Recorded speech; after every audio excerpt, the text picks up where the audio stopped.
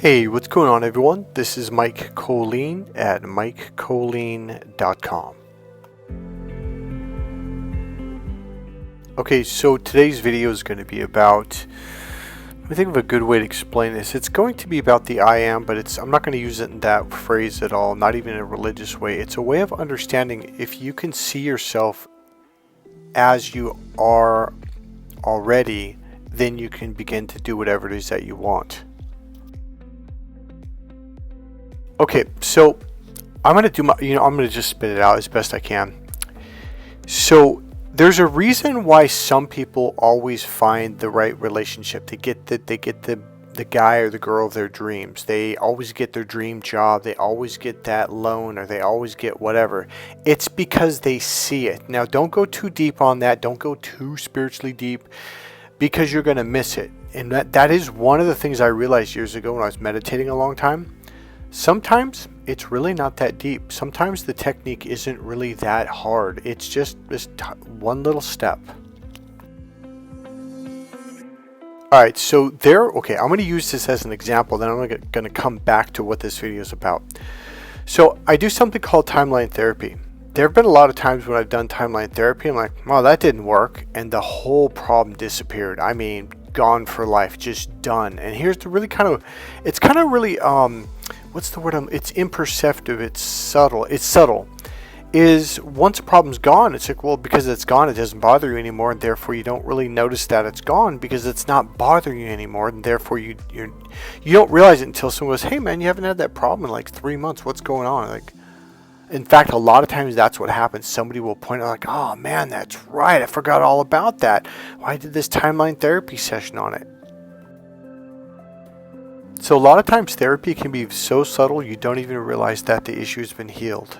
And let me explain and give you an example why. Alright, so there have been lifelong issues that have really caused me traumatic issues and problems. And I do the timeline therapy, and one of the things, you're supposed to go back to the very first time you had this issue, because once you have an issue that creates, anything from anxiety, guilt, shame, fear, doubt, anything, it begins to create what they call a string of pearls, meaning now there's another one, now there's another one. So before that, you never had this problem. Like one thing that I never experienced was frustration. When people would get mad and, oh, I'm so frustrated, I'd be like, I remember looking, going like, what does that mean? And I remember one day I was probably about 11 years old, maybe 12, and I was in the kitchen. My brother Shane was outside trying to fix something on his bike. He was actually tightening it instead of loosening it, and he couldn't figure out why it wouldn't loosen it.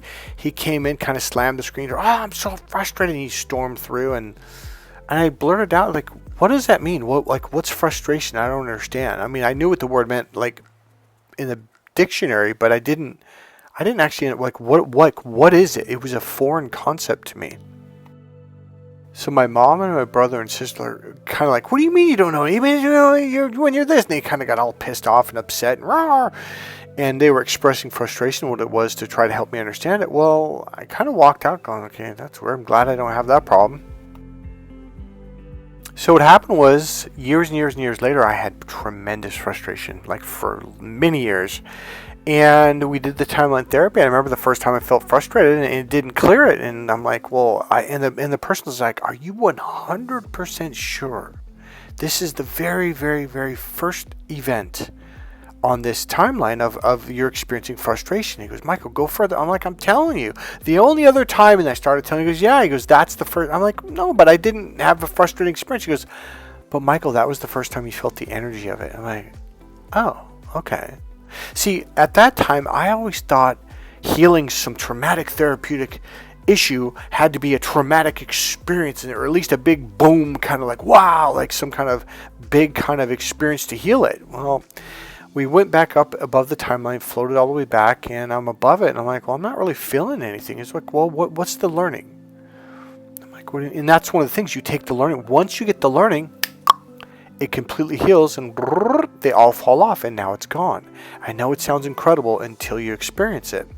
By the way, I am a certified master practitioner of timeline therapy. It is the #1 tool that I use when working with people. I've been using it for over 30 years. So we got the message, and the thing is, you have to be dissociated, and you have to be way up there, floating way above, and it floats up to you. So what's the learning of which that will allow you to completely and totally let go of this? And the issue came up, and it was hold on, let me see if I can remember what it was. Hold on. By the way, that's another way you know you've actually cleared something, is because you can't even remember, like, well, what was it? Like, I don't know. A lot of times you can't even remember what the memory was, and that's how you know it healed. Okay, so it was something very light. It was so light, I thought, well, it can't be that. And so we were like, okay. And he's like, well, how do you feel? I'm like, well, I feel good now. And he's like, well, why don't you just go with it? Let's see what happens. So I kind of walked away feeling like, oh, this didn't work. It wasn't an effective intervention, therapy intervention, blah, blah, blah. And I kind of walked away thinking, oh, man, that sucks. You're going to have to go back at it. And I felt like, well, now, like, but I don't know what other event there was, right? So I kind of said, screw it, whatever. And I just went on with my life. So a couple of weeks went by, I think 3 weeks, and then a month or so. And it was my my girlfriend at the time, who pointed out, she goes, that's really weird. You don't seem like you're as angry as you used to be. You don't get mad or frustrated at, certain things when they don't work out. And I went, huh, I didn't really notice that. So as time went on, she's like, wow, normally something like this would have made you really frustrated. I thought, man, you know what? Maybe it did work. So here's the message. A lot of times, the thing that is going to shift your life dramatically, in 180 degrees, is something that's going to be such a small, subtle thing. Sometimes it's not even learning. It's just an awareness of, yeah, well, that happened back then, and that was it. My mom was in a bad mood, or somebody was pissed off, or someone didn't deal with that well, And so sometimes it's such a small little shift, and you think, well, that's not going to do anything, and that shift is the very shift that you needed. Now, I'm going to share something from Gary Vee. He is a phenomenal marketing expert. I don't know if you've ever heard of him. He's just a little guy, just full of energy, tons of energy. And he says something to this young lady, and it's heartbreaking, and it's beautiful, and you could see that. You know what? I'm going to wait until to show you the video. So let me emphasize something. Sometimes when you get back to the memory, you'll be like, wow, I just misunderstood what my mom said, or my dad, or a teacher. I misunderstood their intentions. Sometimes it's such a small thing. You're like, oh my God, that little memory completely destroyed half my life. And you're like, wow, that was such a simple little thing. It wasn't like, oh, I got shot with a gun, or some traumatic. Because a lot of times the emotions are so intense, you're thinking something traumatic must have happened, and sometimes it was literally just a misunderstanding. And when you get it, all of a sudden you're like, oh. All right, I'm going to give you a real life one from Baby Jesus. Now, I'm talking about the movie. It was that race car movie where, what was it? It was kind of a comedy show, and he kept saying, praise Baby Jesus, because he didn't like to say Jesus. Not that he didn't, but he really liked to say Baby Jesus. It meant more to him. So the movie's called Talladega Nights, and the main actor, I can't remember his real name, Will Ferrell. And his name in the movie was, I think it was Ricky Bobby. Yeah, Ricky Bobby. And one of the things that he would say, he would always say is, if you're not first, you're last. In other words, nothing else matters. If you're not first, then you might as well have taken last place. Well, what this belief took him on to be the greatest NASCAR race car driver ever, at least in this movie, and he always won every race and blah blah blah blah blah. And his dad was kind of an alcoholic, but his dad used to be a racer when he was a kid too, in NASCAR and stuff. And I think he came into, if I remember right, the movie right, he came into his class to do like a show and tell. Well, my dad's a race car driver, blah, and they're like, wow.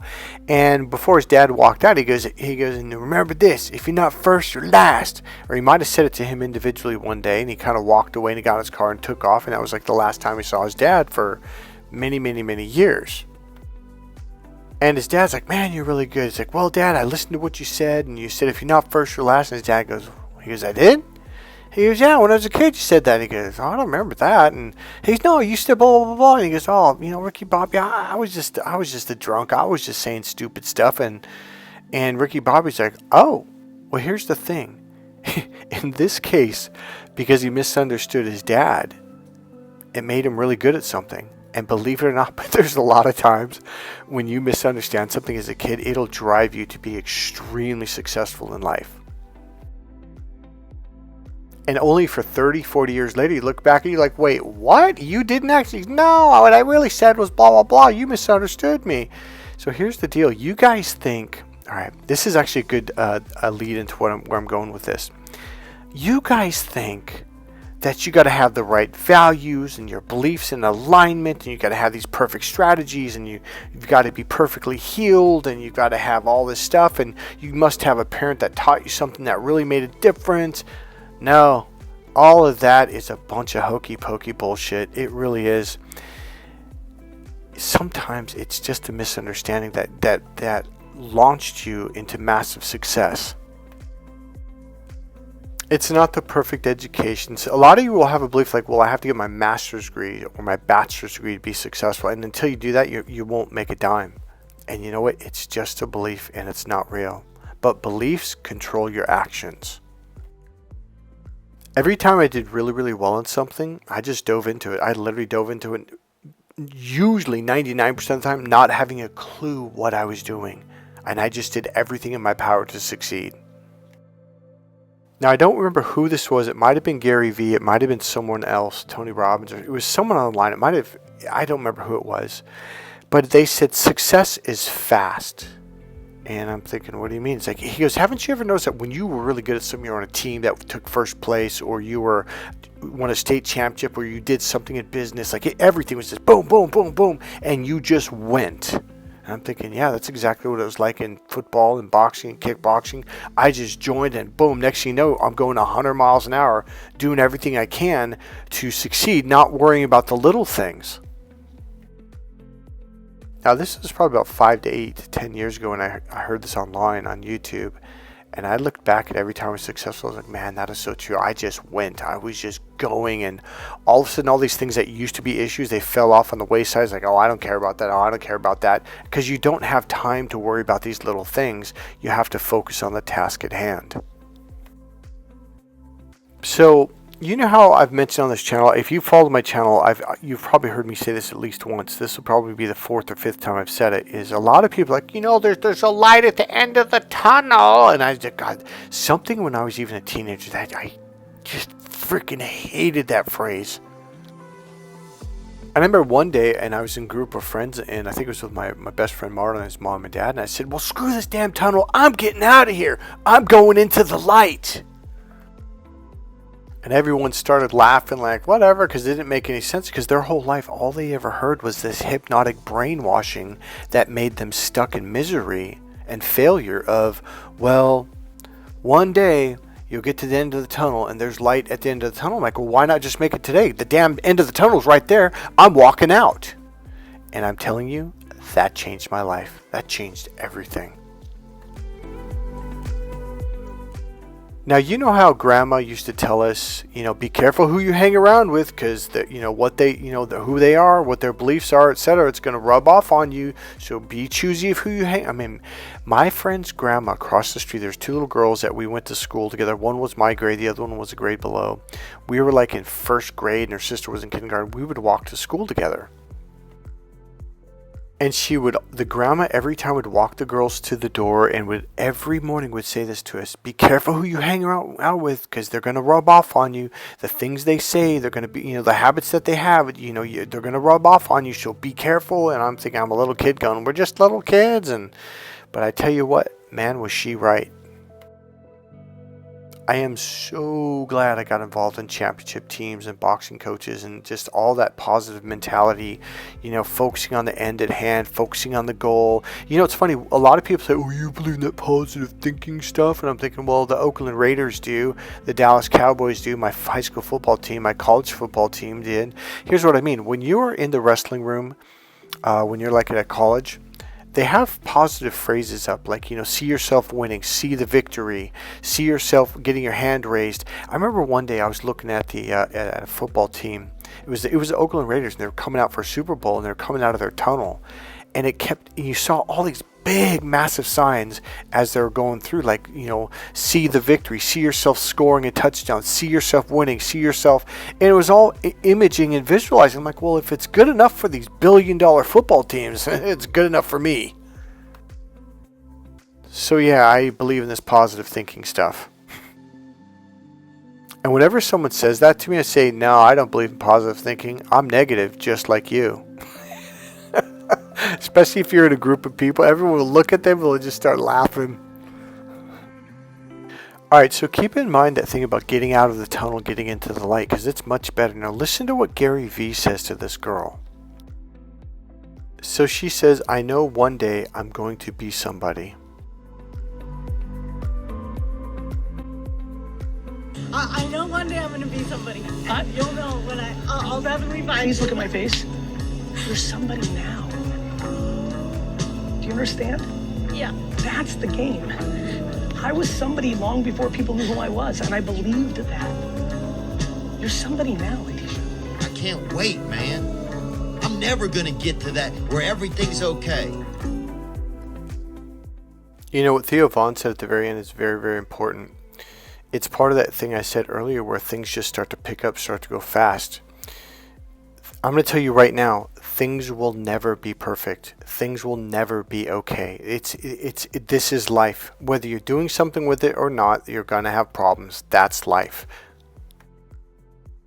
See, she thinks that, well, I'm going to go to therapy, I'm going to go to school, get my degree, I'm going to get things in order, I'm going to get my shit together, I'm going to be a good person, I'm going to stop smoking, or, whatever her issues are. Maybe she just says, well, I'm going to go to therapy for 5 years, and then I'm going to be someday, I'm going to get out of this tunnel. Get out of the tunnel right now. That's where the problems are. Here's the interesting thing that I noticed in my life. I've been on a lot of really good championship teams, from baseball, boxing, kickboxing, wrestling, football, racing. And let me tell you something. When I was competing at a top level, like we were pushing it every freaking day, and it just meant the world to us. How do I explain this? The problems that you start to have are different. It's like these are the problems that you chose to almost become a part of and create. So these are the things you're dealing with. Like, damn, I got to block down on this guy, but I'm not good enough. Coach, I'm not fast enough. Coach, I don't have my steps down. Like, we're going to work on it, Mike. We're going to work on it. Every day in practice, I'm going to pull you aside, and for 15 minutes, we're going to work on this drill. You're going to get better at this. So every day, 7 days a week for the next 2, 3, 4, 5 weeks, we did this drill over and over, and bam, I got it. But the thing about it was it wasn't easy. I'd been taught this drill. We did it every day for like 3 years or 4 years, and it was like I still wasn't good enough at it. And the coach is like, we're going to pull you aside, and we're going to focus on just you, and we're going to get this thing right. Let me tell you, when you're in front of 10,000 people and you miss your block and you miss it, and another running back or the quarterback gets tackled because of it, you have 10,000 people looking at you. Talk about stress. They're all looking at you like, yeah, good job, man. Because of you, we lost the damn game. And then you've got your high school buddies or friends going, oh, man, I'm not in the mood to do my homework, man. My mom and dad are going to get so mad at me. And to them, though, this is a real big problem. Do you know what it's like when you've made a commitment to your friends, like, hey, we are going to win the championships when we're seniors. It's going to happen. And now you're a senior. You've busted your ass. You've bench pressed all year long, 4 years in a row. You've done this. You've done that. And now you're in these games and you're making this mistake that's screwing up the whole damn team. And all your teammates are looking at you like, come on. That's pressure. And that's one thing I noticed in high school. You'd have these kids, their parents are rich or spoiled. They've got these beautiful beds and beautiful lives and beautiful everything. And they complain about everything. And you're thinking, you don't have any problems. So I pretty much competed in sports my whole life year round. It was pretty much, I would get like two months break in the summer or something like that. And then there was a time when I finally retired from sports when I was 31 years old. Like, well, now what do I do? It's like, oh, I went to the gym, I worked out, hit the bag, trained some fighters, I'm still involved. I was a cut man, cornerman for a while. But it was different. It wasn't like, I don't know how to explain it. Like, all of a sudden I started complaining about the stupid things in life. And suddenly they became really, they became big problems, but they weren't. but a lot of times you think they are. And here's what I'm trying to say. Life is never going to be perfect. Go after your dreams. I promise you, it's different. How do I explain this? Your problems are more intense. They're more public. They're more everything. But these are what we call healthy problems. Not only that, but there's something I noticed when you are dealing with, like, you're pushing yourself to go to college, you're pushing yourself to, become a doctor or professional athlete or whatever it is you're doing, a professional bodybuilder. It's like the problems can be really, really intense because you set your goals really, really high. But there's a really weird thing when you stop. All of a sudden you have other problems in life, and these problems really do suck because they're just like, even if you fix it, it's not like you're going to make $100,000 or you're going to get a degree or you're going to get an A in a class or you're going to win a football championship. Even when you fix these crap problems, nothing happens. Nothing changes. So it's kind of like, how to explain what I'm trying to say? It's weird. Okay, here's all I'm trying to say. When you take on challenges, those are the problems that you want. If you're not doing that, life has a really weird way of bringing other problems into your life. And the funny thing is, like, man, I don't remember having these problems when I was on the football team or baseball team or when I was racing and competing on the national level or doing this or doing that. It was a really weird thing. I remember looking at all my friends going to jail, getting caught for doing drugs or doing whatever, and whatever it was, and I'm like, man. And then when I stopped doing stuff at 31, all of a sudden I started having these really weird problems. Like, well, this is weird. Why didn't any of this stuff happen to me when I was doing this intense stuff? It's almost like life says, hey, you've got a choice. You get to choose your challenges in life, or life is going to throw challenges at you. Choose your challenges and then defeat them. This is why going after your dreams is so important, because this is important enough to you to motivate you, to inspire you, to put energy into the stuff that you want to overcome, to accomplish, to achieve. So all of a sudden you're dealing with things in a much different way versus, man, I'm over here dealing with these problems that I don't even want to deal with. See the difference? All right, so let's talk about marriage and having kids. That's a big thing to do. But if you really, really want it, if you are like, this is what I want in my life, you will put the time and the energy into fixing things, to finding out solutions, to creating solutions, and it becomes a wonderful, rewarding experience. But if you don't really want to be married, if you don't really want to have kids, it's probably not a good thing to do, because let me tell you, marriage and kids bring a ton of problems and challenges. But if it means the world to you, do it. Absolutely, because you're going to see your mindset's different. That's why. So let's go back to Gary Vee. So she says, one day when I'm somebody, you're going to see me and then I'm going to be successful, blah, blah, blah. And he's like, you already are somebody. Now you think, oh, he's being Mr. Positive. No, she already is somebody. See, you guys think, oh, someday when I get my shit together, or someday when I'm confident, or someday when... Guys, I'm telling you, that is not a reality. There is no such... I'm not even trying to be positive right now. I'm trying to help you understand the concept. There's no such thing as someday you're going to have your shit together. You never will. There's no such thing as someday I'm going to be good enough and confident enough to then take on, go after my dreams. I'm telling you, that is not the way it works. You go after your dreams because they're your dreams. Period. End of sentence. A lot of people do this. It's like they think like, well, when I'm perfect, then I'm going to do it. Oh, well, when I get the degree, when I do freaking whatever. You jump on it right now. You begin right now. You start right here, right now, and you start to learn. You start to develop. You practice the techniques, whether it's a sport, whether it's business, whether it's being an entrepreneur. Right now is the time. You already are. See, you wouldn't have that desire, that inspiration to be something, to be an actor, to be a model, to be an entrepreneur, to do whatever it is you want to do. You have it right. If it's inside you, you already are it. And that's what Gary's trying to say. Like, you don't understand. Like, the only reason why you said that to me is because you already are there. Start reading the books. Start taking the classes. Start going to the seminars. Start doing the trainings. Get that business license. Get that business card. Get it going now, not someday. Someday never comes. And I mean never. Right now is that someday. Today is someday. Tomorrow is not. There is no tomorrow.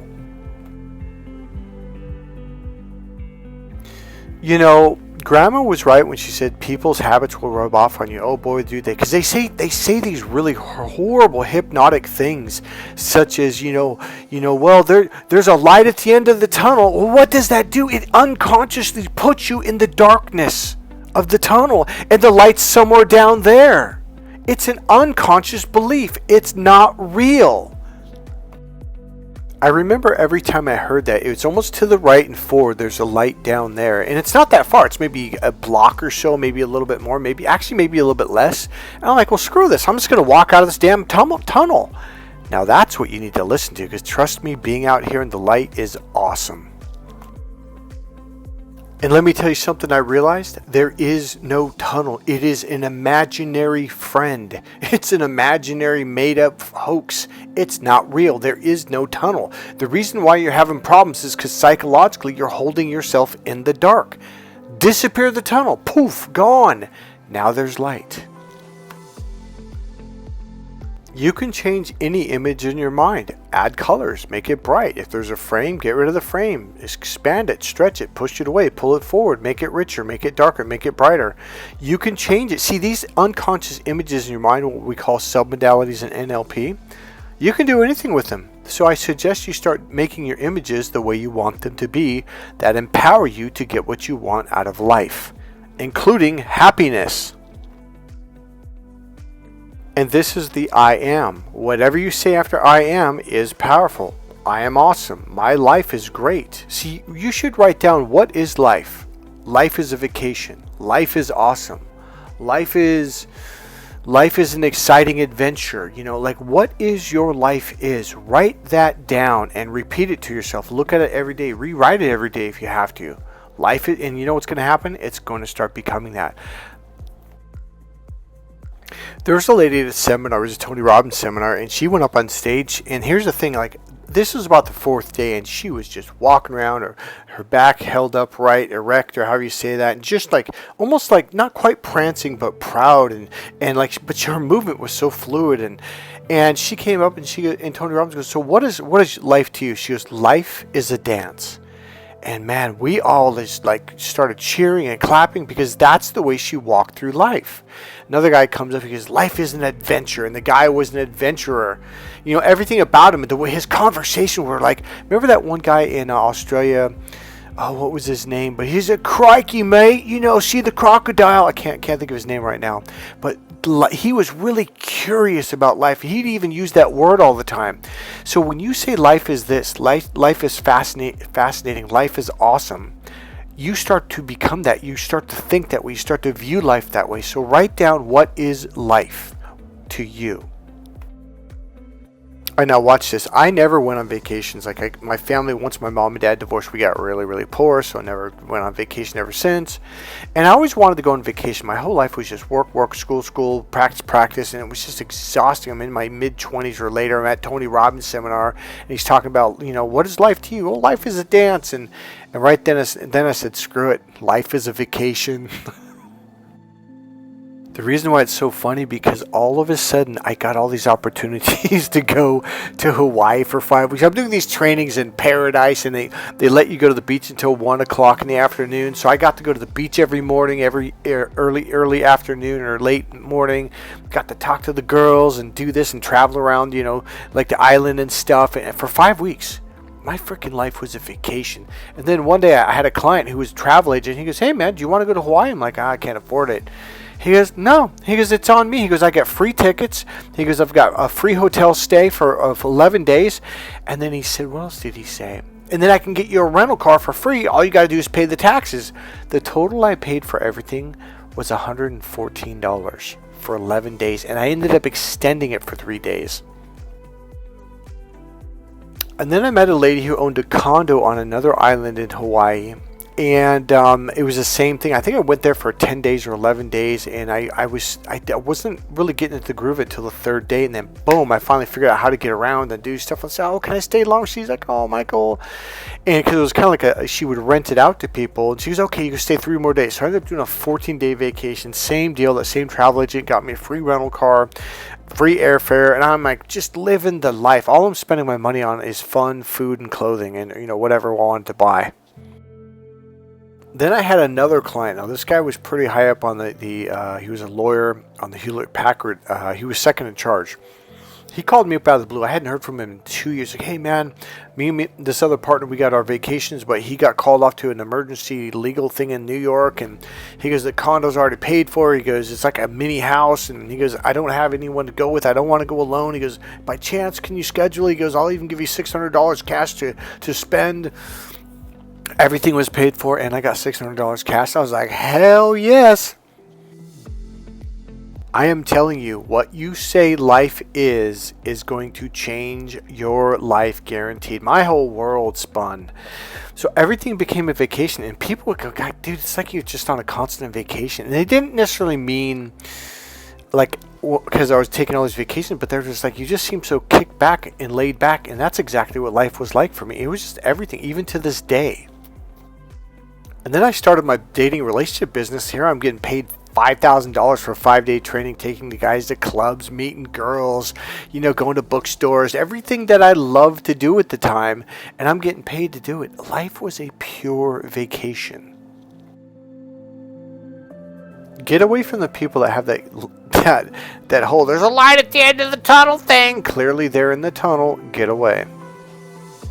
I'm telling you, life is going to be darkness around them. It's going to suck. A group of people, you got to get away from people that life's a bitch, life sucks, life's a this. Like, listen to when people say that, and that's the way their life is. Even if they're making good money, their life just sucks. Now, please understand, the first time I heard Tony Robbins saying this at a Date with Destiny seminar in Southern California, I was like, there's no way this can change your life. This is just BS. I go, really, just changing one thing? Come on. Well, here's the deal. Not with that attitude. If I say, oh yeah, life is awesome, it wouldn't work because you don't believe it. Here's the thing. You don't have to believe it, but you got to enjoy it. Enjoy saying life is a vacation. Life is a dance. Life is an adventure. Life is whatever. Now, when I got ran over by the car 16 years ago, I tell you what, I was in so much pain for so long. It really it was hard to be a happy camper. So, luckily I had a kickboxing coach years before that. We would always say, that's awesome, Mikey. You're awesome, Mikey. He kept saying that. I was like, yeah, okay, coach. I wish I would have accepted it. I kind of rejected, like, really, I'm not awesome because I wasn't treated that way at home. Man, I wish I would have jumped on that bandwagon back then. Well, here I am suffering in pain, and life really did suck. But here's what happened. I told you a story. One day I was in so much pain. It was years later, 3, 4, 5 years. I'm in bed just crying in pain. And I started to laugh. I was laughing, crying, laughing. It was the most hysterical thing I've ever done in my life. I was crying hysterically, laughing hysterically. And all of a sudden, I just kept laughing and I was laughing at the pain. It was like you get to a point where you can't take it anymore, and then it kind of goes past the threshold of I just don't care anymore. Yes, you can do that with pain. You really can get to a point where you just don't care anymore. My life, when it comes to pain, just doesn't matter anymore. And I literally start saying, life is awesome. This is awesome. And when I would be like, that's awesome, man. I can feel that pain. That's awesome. And I would just say that all the time. And my goddaughter, like, are you being serious? I'm like, it's a lot better than freaking bitching and complaining. She's like, well, that's true. And let me tell you something. That life is awesome thing changed my life. Everything became awesome. Even the bad things, even the challenges, even the things that sucked. Another thing that I do is I look at life through the lens of fascination and curiosity. It's something they taught us in NLP. They kind of ran it through us like every day, 10, 12, 20 times a day. Isn't that fascinating? Isn't that interesting? Isn't that curious? Like, get curious about this. Take a deeper look. And I would look at everything like that. So life is awesome, and looking at life with the eyes of curiosity and fascination, that will change everything. So be what your desire is, because it means you already are it. You are the one who just needs to step into that picture and accept it. And then have fun doing everything you can in your power to see how far you can go. That's what the journey's all about. Remember, kick ass, take names, and make it happen. Alright guys, if you want to donate to this channel, I'd greatly appreciate it right now. There's a PayPal link right there in the description box. You can always buy one of my dating relationship coaching books. That really helps. You can hire me for coaching. Whatever you need, let me know and we'll make it happen. Alright, God bless you guys. I'll see you in the next video. Remember, click subscribe, click the like button, go ahead and make a comment and make a donation. Bye.